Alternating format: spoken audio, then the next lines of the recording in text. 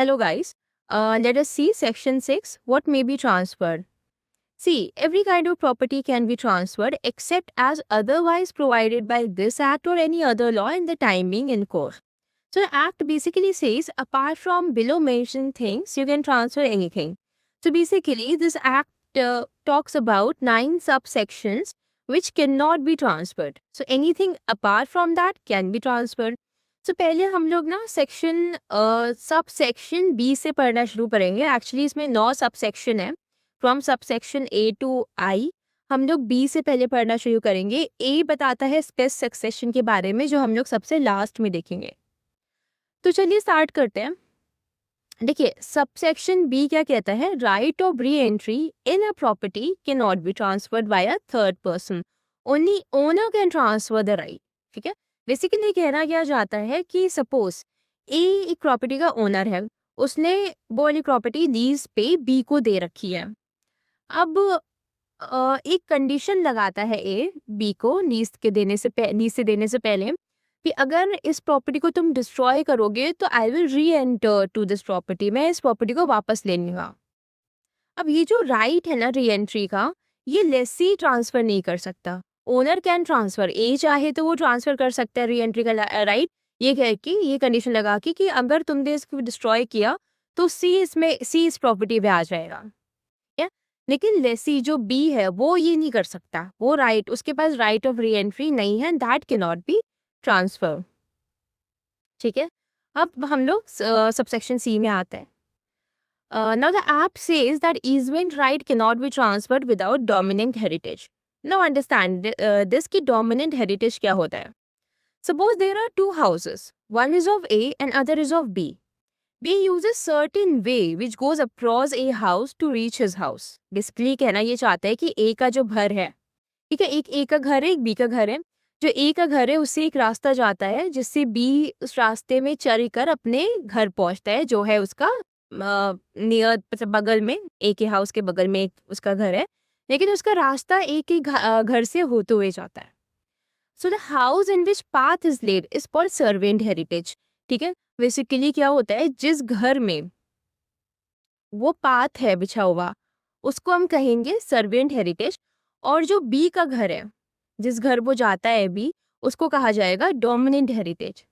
तो ये सेक्शन ये कहता है कि so B was using that path from some time, क्योंकि कुछ समय से वो बी रास्ता यूज कर रहा था जो अब उसको एज एन इजमेंट्री राइट मिल गई. तो क्या वो बस अपनी इस इजमेंट्री राइट को ट्रांसफर कर सकता है किसी थर्ड पार्टी को? बस इस रास्ते को क्या वो ट्रांसफर कर सकता है कि उसने पाथ उठाया और पाथ बेच दिया, और ऐसा कुछ कर सकता है? So basically B can not transfer just the easementary right. He has to if he wants to transfer the easementary right then he has to transfer his dominant heritage. Dominant heritage क्या था? B का खुद का घर, तो उसे पूरा घर ट्रांसफर करना पड़ेगा in order to transfer the easementary right. तो बेसिकली सबसेक्शन 6C ये बनता है. ठीक है, अब हम आते हैं सेक्शन 6D पे.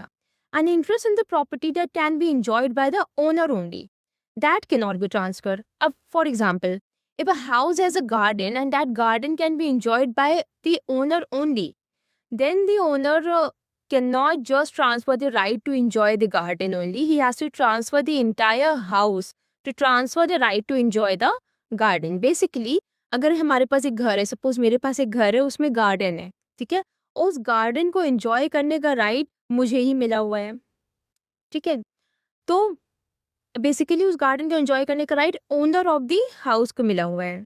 ठीक है, तो क्या मैं सिर्फ इस गार्डन में एंजॉय करने का राइट ट्रांसफर कर सकती हूँ?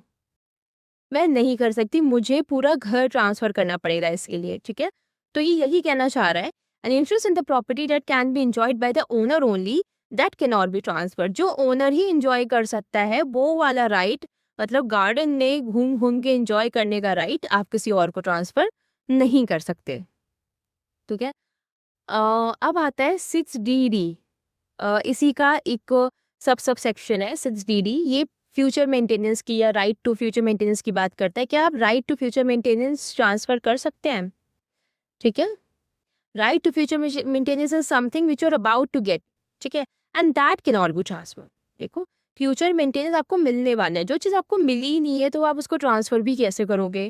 वही चीज़ है, लेकिन right to past maintenance can be transfer. अगर आपको मेंटेनेंस का अमाउंट मिल गया है, आप वो ट्रांसफर कर सकते हो। इवन एरियर टू मेंटेनेंस और कैन ऑल्सो बी ट्रांसफर। जो मेंटेनेंस का एरियर आपको मिलेगा, क्योंकि वो एरिया इकट्ठा तो हो गया, तो इट इज़ ऑलरेडी ड्यू, आपको मिलना ही है, वो ड्यू हो चुका है, तो that can be transfer. But future maintenance can not be transfer. Sub section 6E में आते हैं, mere right to sue can not be transfer. Right to sue क्या होता है? Means right to file case in the court.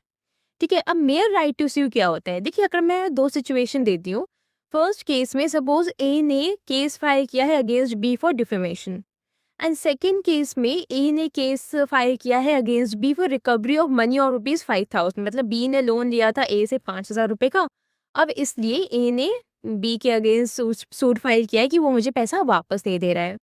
अब आप एक चीज बता, इन दोनों ही एग्जाम्पल में सर्टेनिटी अमाउंट की किसमें है? फर्स्ट वाला था कि उसने डिफेमेशन के लिए किया था, क्या डिफेमेशन के केस में आपको जो अमाउंट मिलेगा एज बाय द मतलब बाय वे ऑफ डैमेजेस और कंपनसेशन, क्या वो सर्टेन है?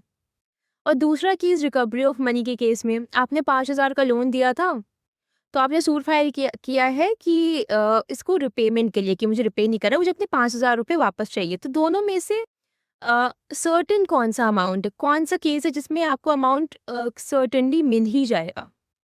सो that the case is second one, जिसमें आपका मनी इन्वॉल्व है।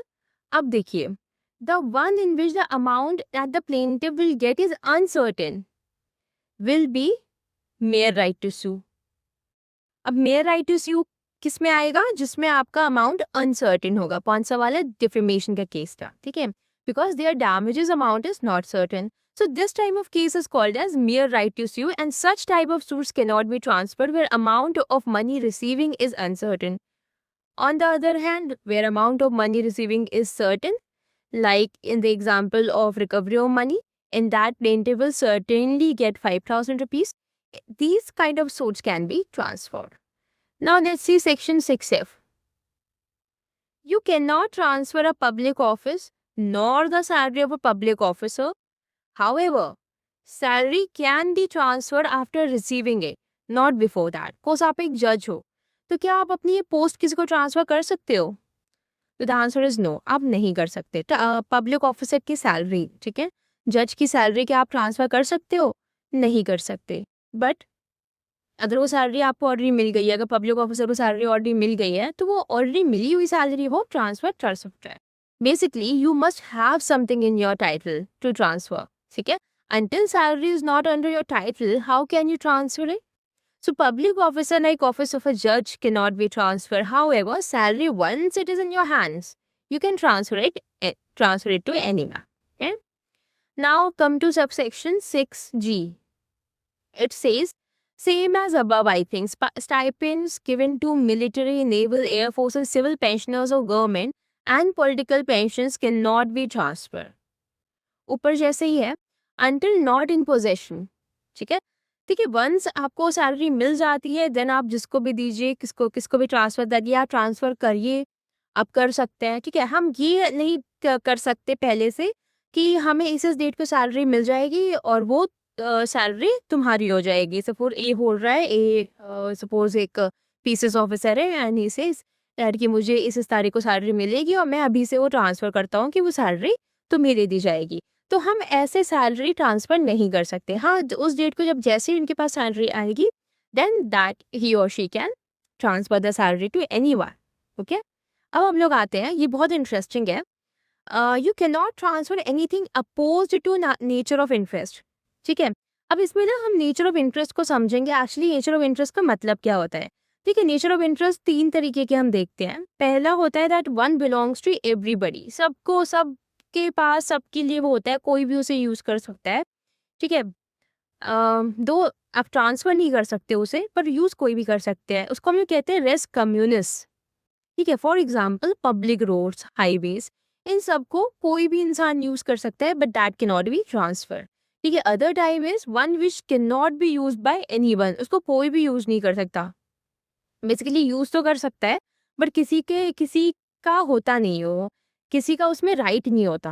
तो बेसिकली ऐसी चीज होती है जिसमें किसी का भी राइट नहीं होता, यूज कर सकते हैं ऑफ कोर्स, उसको हम कहते हैं रेस नलिस। जैसे कि एयर, विंड, ठीक है, रेन, इसका हम यूज तो हर कोई कर रहा है, पर ये किसी कोई ओन नहीं करता. And the last one is called res extra commercium. इसका मतलब होता है आउटसाइड कॉमर्स. इसका मतलब क्या है? Something you can not transfer. ठीक है, आउटसाइड कॉमर्स क्या होता है? जैसे कि रिलीजियस ऑफिसेस, ठीक है, वो आप ट्रांसफर नहीं कर सकते. Any property that belongs to a deity, एक डीटी के पास उसी की प्रॉपर्टी ओन्ड है, भगवान जैसे जो गॉड है, अगर उसके पास की प्रॉपर्टी ओन्ड है तो वो ट्रांसफर नहीं हो सकती. ठीक है, अभी सब सेक्शन ही फर्दर ये कहता है कि further the sub section says something which is unlawful can not be transfer, जैसे कि हथियार, वेपन्स ट्रांसफर नहीं हो सकते. And also you can not transfer to person legally disqualified to be a transferee. अब ये समझते हैं क्या होता है legally disqualified to be a transferee, मतलब क्या? इसको कोई कोई चीज़ मिल नहीं सकती. इसका बहुत अच्छा एग्जाम्पल है जो हमने पिछली क्लासेस में भी पढ़ा था. ट्रांसफर ऑफ प्रॉपर्टी एक्ट में एक है section 136, transfer of actionable claim, transfer actionable claim by the जजेस और लीगल प्रैक्टिशनर्स एक्सेट्रा. तो ये बहुत अच्छा एग्जाम्पल है क्योंकि they are legally disqualified to transfer the actionable claim और even to receive the actionable claim. अब हम आते हैं अपने सबसेक्शन 6I में. If any property or tenant is living, then he does not have right to transfer the property until authorized by the landlord. Okay? See, if landlord is authorizing him to transfer, then tenant can transfer. But if there is no such instructions from the landlord, then tenant cannot transfer the property. Okay? एक चीज और इसमें बताई गई है that suppose farmers fails to pay revenue tax. Will he be allowed to transfer the property until all revenues are paid? No. No, he won't be able to transfer the property until all revenues are paid. Another thing is, suppose a property of minor is managed by a court of wards, and that person gives that property at lease to a person who will be called as lessee.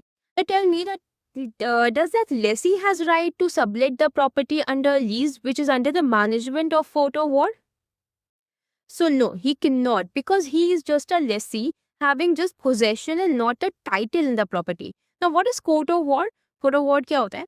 So court of ward are appointed by the court to handle the state property of a minor. Basically they are legal guardian. हाँ, जो law provide करता है, court provide करता है, they are legal guardian. Now let's discuss the most important one, which is subsection 6A. Chances of higher apparent, जिसे हम space succession भी कहते हैं, SPS succession. ना स्पेस का मतलब क्या होता है? देखो, बेसिकली स्पेस का लिटरल मीनिंग है स्पेक्यूलेशन. स्पेक्यूलेशन मतलब चांसेस. द टर्म एपरेंट का मतलब क्या है? मींस प्रोबेबिलिटी और पॉसिबिलिटी. ठीक है ना, ये है कि चांसेस ऑफ हायर एपरेंट. तो बेसिकली हम हायर कब डिटरमाइन होता है? Heir is determine at time of death of the owner of property, and here there is chances of heir apparent for the property किल नॉट कुछ possible. अब चलिए समझते हैं. This prohibition is based on public policy, and if such transfers were allowed, speculators would purchase the chances of succession from possible heirs, which would result in increased speculative litigation. ठीक है, अभी देखो इसमें क्या होता है कि basically chances of heir apparent क्या है कि तुम चांस है कि ये प्रॉपर्टी आपको मिल जाएगी. सपोज एग्जांपल देखते हैं. There is one person A having property X and son Y. ठीक है, एक ए पर्सन है, उसकी एक प्रॉपर्टी है जो है एक्स प्रॉपर्टी है, और उसका एक ही बेटा है जो है Y. So Y knows that I am the only son of X and one day I will be owner of this property. Of course अगर मैं अकेला बच्चा हूँ तो ये प्रॉपर्टी मुझे ही ट्रांसफर करेंगे मेरे फादर, और ऑटोमेटिकली लीगली भी मुझे ही मिलेगी. Believing that Y sold this property to B.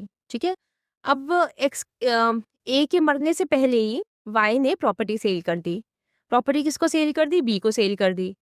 क्या वो ऐसा कर सकता है? क्या ये लीगली वैलिड है? Is he eligible to sell this property और which he may become owner of this property? वो बन सकता है शायद. ये एक speculation. Can you do that? No. क्यों?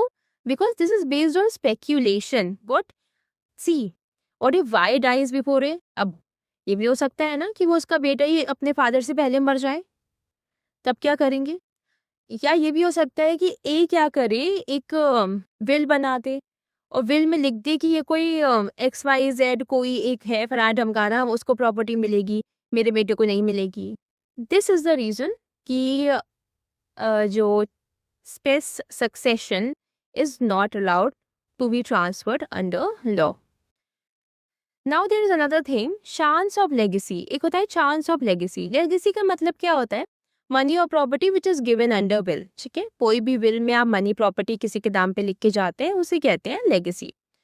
ठीक है, बेसिकली लेगेसी का मतलब विल होता है. ठीक है, for example, A is old and he has no legal heir except a servant who takes good care of him. तो thinking of this, servant transferred the property to Y. A बहुत बुढ़ा हो गया था और उसके पास एक सर्वेंट था. सर्वेंट उसकी बहुत अच्छी देखभाल करता था और सर्वेंट को लगा कि इसका कोई बेटा नहीं है, कोई बच्चे नहीं है, इसकी फैमिली नहीं है, तो इसके मरने के बाद प्रॉपर्टी मुझे ही मिलेगी. तो उसने एक वाई नाम के पर्सन को ट्रांसफर कर दिया. तो क्या वो ये कर सकता है? See as per this subsection he can not. एक और चीज है, अदर नियर पॉसिबिलिटी. ठीक है, any other near possibility of like nature. तो इस सेक्शन में कहते हैं there is any other possibility of like nature. It is basically a residuary clause which makes all kinds of uncertain future possible interest non-transferable. For example, chance of winning a prize or lottery in the competition. ठीक है, ये chance है कि इस वाले competition में मैं जीत ही जाऊंगा, तो इसका जो प्राइज है मैं पहले से तुमको ट्रांसफर कर देता हूँ. ठीक है, ये नहीं हो सकता. फ्यूचर ऑफरिंग्स इन टेम्पल, हम टेम्पल को इतने इतने गोल्ड चढ़ाएंगे, तो वो गोल्ड का जो है मैं अभी से ट्रांसफर तुमको कर देता हूँ. अदर एग्जाम्पल, जैसे fisherman going to catch fish के not transfer fish to any person before catching it. ठीक है, कोई ऐसा कॉन्ट्रैक्ट एग्रीमेंट नहीं बन सकता कि मैं तुम्हें इतनी फिश दे दूंगा कैच करने से पहले ही, क्योंकि पता नहीं ना वो कैच कर भी पाता है कि नहीं. पिछले एक भी कैच नहीं कर पाया, उसने तो बोले कि मैं 100 फिश दे दूंगा अभी मैं कैच करने जा रहा हूँ, और पिछला वो एक भी नहीं कर पाता है. तो दिस इज सक्सेशन स्पेकुलेशन, और ये वाले ऐसे ट्रांजैक्शन ट्रांसफर नहीं हो सकते as per the subsection as per section 6A of Transfer of Property Act. Okay, thank you.